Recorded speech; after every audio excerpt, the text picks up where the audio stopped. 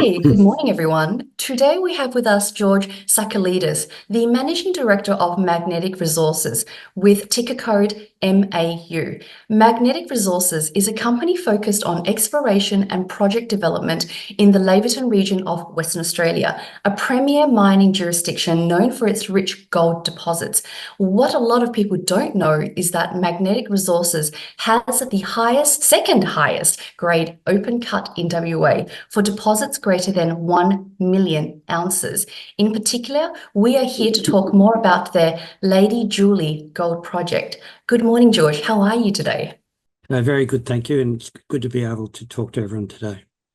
Wonderful. Well, look, George, if you can start off by telling us a little bit more about giving our investors an overview of Magnetic Resources, including your company history, and provide details about its gold resources, their grade confidence, and especially focusing on your flagship Lady Julie gold project. Yeah, Magnetic Resources listed in 2007. In the last 6 years, we've been looking for gold deposits in Western Australia, primarily in Laverton. The company shares of there's only 258 million shares, so the structure has been kept extremely tight. Our share performance over the last year has been pretty exceptional, based on very good results. We happen to have found a number of deposits just south of Laverton, and those deposits include Hawks's 9, Lady Julie Central, and Lady Julie North 4. Now, Lady Julie North 4 is the biggest deposit. It's 23 million tonnes at 2 grams per tonne for 1.5 million ounces, but the total resource is 32.6 at 1.8 or 1.9. So these resources have been discovered over the last 5 years, and the main deposit, Lady Julie North 4, only over the last 2 years. These resources predominantly in the indicated category, so a higher category. There's 170,000 metres of drilling with 1,900 drill holes. So there's a lot of work that's gone before us to outline these deposits. In terms of our corporate overview, there's it's very tightly held stock. The top 20 own 45%, the top 20 own 71%, and the top 4 own 45%. So it's pretty tightly held. You can see our 3 main deposits are Lady Julie North, Lady Julie Central, and Hawks's 9. And those 3 comprise a part of the economic study, which we'll talk about later. I thought what we might do now is if we can really talk about the Lady, so for us, the Lady Julie Gold Project shows really strong performance, as you already said, in key economic indicators compared to its peers, and performs at either the top or close to the top compared to their peers across Australian gold projects that are currently in feasibility stage. So what factors contribute to this success, and are there risks that could affect these metrics? These 3 deposits, we've recently completed an updated pre-feasibility study, and we've completed the study at 3,200, which is $500 below the current gold price. But nevertheless, these numbers are outstanding numbers. The NPV is 925 million. The EBITDA is 1.5 billion. You're talking about an internal rate of return of 135% and payback in 1 year. And the all-in sustaining cost is only 1.36. So again, that's very, very low. So the ingredients are here. And the main reason for these economics being so fantastic are the average grade of the main deposit is 2 grams per tonne. Okay. And two of the 3 deposits start from surface, and the 3rd deposit only starts from 30 metres. So they're fundamentally the main reasons for the economics to be so fantastic. Excellent. George, look, you mentioned that it's 2 grams per tonne. Just for our investors and our viewers, could you give us an average of perhaps, of the average, given that yours is 2 grams per ton? Like, how does that compare? Okay. Yeah, we're now showing a benchmarking or a comparative between all the companies Mm-hmm. that have open cuts. Some of these are planned open cuts, but still it's a comparative of all the companies with it plus 1 million ounces. And you Mm-hmm. can see in terms of grade, we're number 2, Yes. 1.91. And Mm-hmm. in terms of, I guess, internal rate of return, we're at number 1. If you go on to the next slide, you'll see our ASIC costs are very low and our capex per ounce is low as well. So all these ingredients show us as being one of the premier discoveries in Western Australia over the last 5 years. There has been others, but we're one of the best ones. Excellent. Thank you for that. Look, beyond the financial benefits, how does the project's location near the other major deposits and proximity to well-connected infrastructure enhance investment potential? Like, can you discuss any potential M&A? Yeah, the Laverton project that we have, we're very close to Laverton Township. We're only 15 kilometres to the southwest. Mm-hmm. We're just off the main old Laverton Road, and that the old Laverton Road is the main road that's used by all the miners.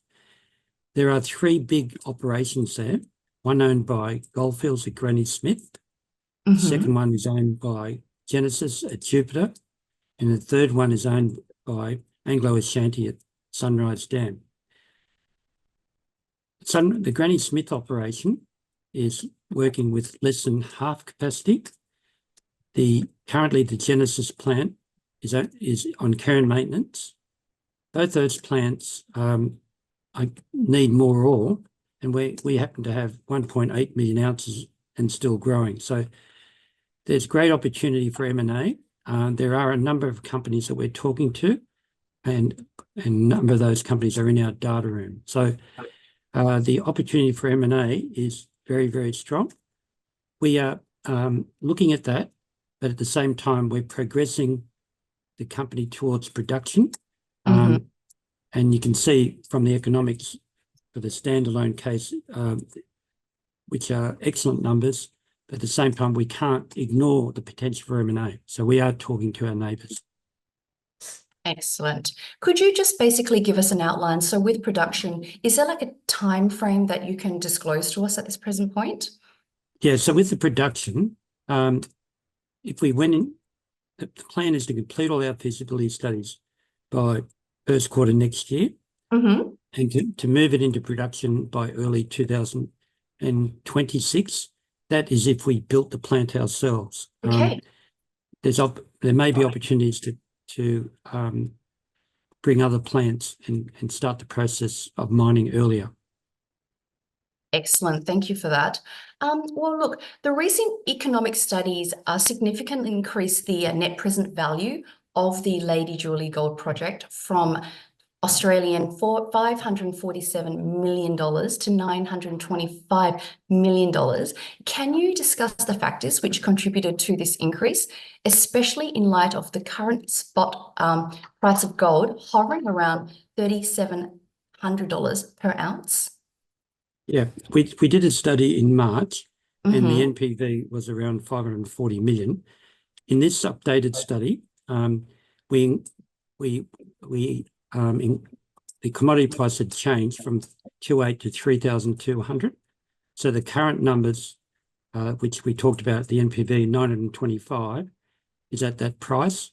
Now, given the current spot price is 3,700, the NPV will most likely be well and truly over $1 billion.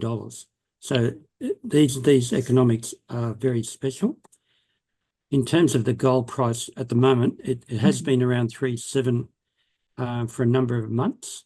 I see the potential for that gold price to continue, potentially going up higher, but I can't predict exactly what it'll go to. But at the moment, it's staying pretty steady, and those prices obviously have a significant economic value to magnetic. Excellent. Well, I guess in a way you've answered the next question I wanted to address. Look, our members and our investors, they are fond of gold. We just wanted to know from, the short-term view for gold does look good and interest rates are set to enter an easing cycle. So, so what is your view, like you said, of where gold will end up in the medium term? You said you're not too sure where it might end up right, perhaps in the short term, but do you still see it staying steady and with a steady growth over the long term, especially as we lead into the following financial year? Yeah, it is a difficult question to come up with exactly what will happen. Mhm. My view is that it will stay around these prices for a little bit of time. I expect it to go up higher, but I have no idea for how long. I think when you look at the bank consensus, their pricing has changed as well. And it's quite important to know what their pricing will be in the future. Mhm.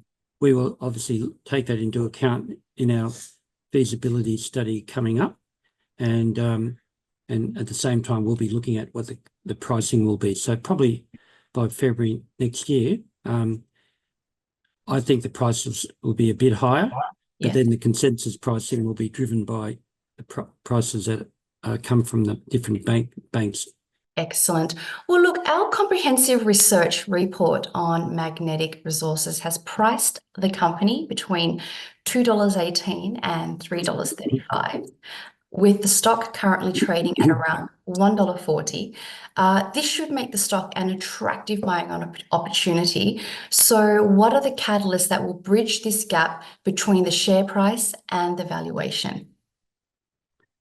Well, currently we're putting holes below our resource. There's 2 diamond rigs there. We're drilling beneath the resource with very deep holes going down to 800 meters depth. Mhm. We have bought the tenement to the east. If it continues, we've got the entire down dip coverage on the adjacent tenement. So the opportunity for the increase in the resource is definitely there. The aim is to try to get it from 1.88 million ounces to 2.5 million or more. And the only way we'll drive that is by this deeper drilling. We are also doing an updated metallurgical study on our materials to be able to confidently put in the recoveries when we do our feasibility study. So that will be coming up. We'll also be looking at potential for M&A with our neighbours. So that's potential for that as well. So probably those 3 factors: drilling, resource upgrades, updated economics, stronger gold price, and potential for M&A are the main things that are happening at the moment. Tremendous. And I guess, look, what else could you say to our members and our investors who perhaps already have significant gold stock holdings, but is looking for alternatives? What would you say to them, and also to those who are looking to pivot their portfolio to get more exposure into gold as well? I guess we're a near-term producer, and we happen to be the highest grade. So the economics will be very good.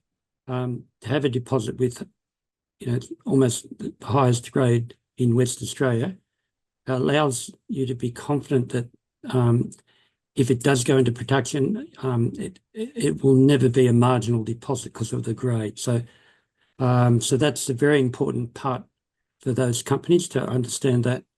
We have a very tight shareholding, so that allows, if there is a discovery, for the share price to go up rapidly. And we've seen that a few times already. Excellent. And I think most importantly, coming from Western Australia myself, we know we have an affinity and a love story for gold stocks over there as well. So, George, if any of our members and our investors have any further questions, would it be okay that if they emailed us at info@sharesandvalue.com.au or info@eastcoastresearch.com.au, that we'll pass it on to your team and you'll refer back to them accordingly? Yeah, no problem at all. Yeah, very welcome. Excellent. Well, George, thank you so much for your time this morning. Like I said to you, I'm very excited. We love these stories. This is exactly what makes WA so special. It has some of the best mining jurisdictions in the world. Okay, well, thanks again, Gia, and look forward to any future interviews. Thank you. Fantastic. Thank you.